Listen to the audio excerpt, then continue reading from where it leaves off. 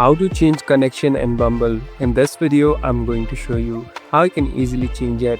First of all, open the application.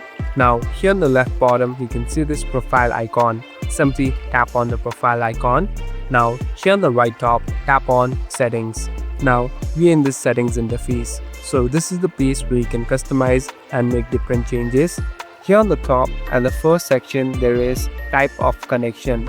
Tap on type of connection. So basically, you can change it to dating or BFF. So it's according to your choice and preference that you want to choose. So here I'm selecting one, and here on the bottom, tap on continue. It's up on you if you want to date or make best friends. So at last, simply tap on got it and you're all done. Thank you for watching this video. I hope this video will help you.